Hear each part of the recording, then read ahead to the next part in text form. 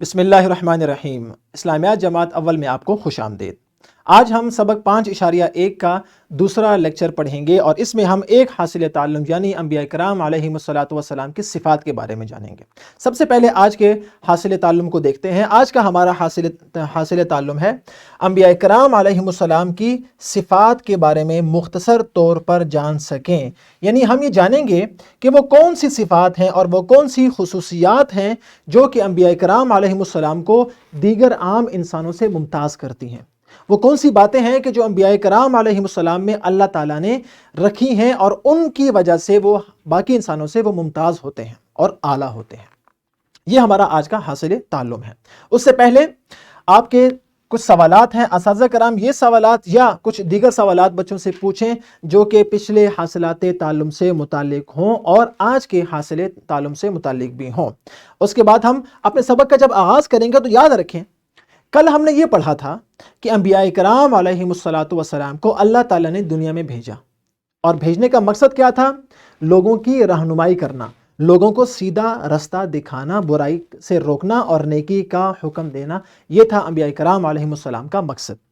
اب انبیاء کرام علیہم السلام جب دنیا میں تشریف لاتے ہیں تو وہ یہی کام کرتے ہیں، لوگوں کو توحید کی دعوت دیتے ہیں اور کہتے ہیں کہ اللہ کے علاوہ کسی کی عبادت نہیں کرنی چاہیے، صرف وہی عبادت کے لائق ہے اور ہمیں اسی کے حکم کے مطابق زندگی گزارنی چاہیے۔ جب اللہ تعالیٰ نے اتنی بڑی ذمہ داری دے کر ان کو دنیا میں بھیجا تو ان میں کچھ خصوصیات بھی رکھی۔ کیوں؟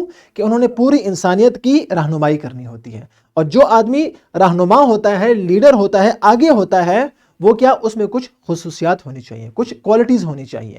انہی کے بارے میں آج ہم پڑھیں گے۔ مثال کے طور پر نمبر 1، سب سے پہلی خصوصیت انبیاء کرام علیہم السلام پر وہ کیا ہے کہ انبیاء کرام علیہم السلام پر اللہ تعالیٰ وحی نازل کرتے ہیں۔ کیا معنی؟ کہ اللہ تعالیٰ براہ راست ان پر اپنا کلام نازل کرتے ہیں، اپنی کتاب نازل کرتے ہیں، ان کو احکام جاری کرتے ہیں، ان سے ہم کلام ہوتے ہیں، ان تک اپنا حکم پہنچاتے ہیں۔ اسے کہتے ہیں اللہ کی طرف سے وحی نازل ہونا۔ یہ وحی نازل ہونا انبیاء کرام علیہم السلام کی صفت ہے۔ اس کے علاوہ کسی عام انسان پر وحی نازل نہیں ہو سکتی اور کسی مخلوق پر بھی وحی نازل نہیں ہوتی، صرف انبیاء کرام اور رسولوں پر وحی نازل ہوتی ہے۔ یہ نمبر پہلی صفت ہے اور نمبر 1 خصوصیت ہے انبیاء کرام علیہم السلام کی۔ اور دوسری خصوصیت کیا ہے؟ وہ ہے کہ اللہ تعالیٰ ان انبیاء کرام علیہم السلام کو ایک خاص صلاحیت عطا کرتا ہے۔ اس خاص صلاحیت کو معجزہ کہتے ہیں۔ کیا کہتے ہیں؟ معجزہ۔ معجزہ کا معنی ہے عاجز کر دینے والا، یعنی یہ انبیاء کرام علیہم السلام ایسے اعمال اور افعال کرتے ہیں جو کہ عام انسان نہیں کر سکتا۔ عام انسان یہ کام کرنے سے عاجز آتا ہے، وہ یہ کام بالکل نہیں کر سکتا۔ مثال کے طور پر کچھ واقعات آپ نے پڑھے ہیں۔ حضرت ابراہیم علیہ السلام کو جب آگ میں ڈالا گیا، اب آگ کا کام ہے جلانا، لیکن آگ نے ان کو نقصان نہیں پہنچایا اور اللہ تعالیٰ نے ان کو آگ سے محفوظ رکھا۔ یہ ان کا معجزہ ہے۔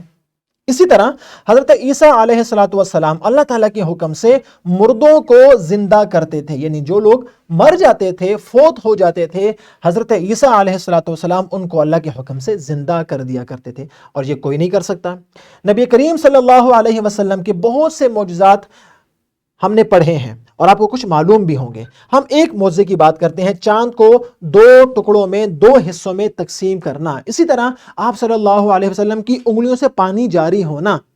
آپ صلی اللہ علیہ وسلم کا ایک ہی وقت میں، اسی رات میں مکہ سے مسجد اقصیٰ، وہاں پر 7 آسمان، پھر وہاں سے واپس مسجد اقصیٰ اور واپس مکہ آنا، یہ اسی وقت میں ہوتا ہے۔ یہ بھی آپ صلی اللہ علیہ وسلم کا معجزہ ہے۔ یہ تمام واقعات اور اس طرح کے کئی معجزات آپ نے سنے ہوں گے یا آپ والدین سے سن سکتے ہیں۔ یہ تمام معجزات انبیاء کرام علیہ السلام کی خصوصیت ہے، عام انسان یہ کام نہیں کر سکتا۔ اس کے بعد تیسری خصوصیت کیا ہے انبیاء کرام علیہ السلام کی؟ کہ تمام انبیاء کرام علیہ السلام گناہ سے پاک ہوتے ہیں، وہ گناہ نہیں کرتے، وہ صرف نیکی کا کام کرتے ہیں اور لوگوں کو بھی نیکی کا حکم دیتے ہیں۔ گناہ ان سے سرزد ہی نہیں ہوتا، گناہ ان سے ہو ہی نہیں سکتا۔ کیوں؟ وہ معصوم ہوتے ہیں اور معصوم گناہ نہیں کرتا۔ اس کے بعد جب ہم نے کہا کہ ان پر وحی نازل ہوتی ہے تو بعض انبیاء کرام علیہ السلام پر اللہ تعالیٰ نے کتابیں بھی نازل کی ہیں۔ ان کتابوں کو جو اللہ تعالیٰ نے ان پر نازل کی ہیں وہی کے ذریعے سے ان کو آسمانی کتابیں کہا جاتا ہے۔ یہ آسمانی کتابیں صرف انبیاء کرام علیہ الصلوۃ والسلام پر نازل ہوتی ہیں اور کسی پر نازل نہیں ہوتی ہیں۔ اور چار کتابوں کے نام آپ کو معلوم ہونے چاہیے۔ اگر نہیں معلوم تو آج ہی آپ نے گھر جا کر والدین سے ان چار آسمانی جو مشہور آسمانی کتابیں ہیں چار، ان کے نام آپ نے سیکھنے ہیں، اور کل آ کے یا آپ نے گھر سے ہی فون کرنا ہے اور اپنے دوست کو بتانی ہے کہ وہ چار آسمانی کتابیں کون سی ہیں۔ اور آخر میں تمام انبیاء اپنے زمانے کے نیک ترین لوگ ہوتے ہیں، وہ سب سے نیک لوگ ہوتے ہیں۔ کیوں؟ وہ اوروں کو نیکی کا حکم دیتے ہیں تو وہ خود سب سے کیا ہوتے ہیں؟ نیک ہوتے ہیں۔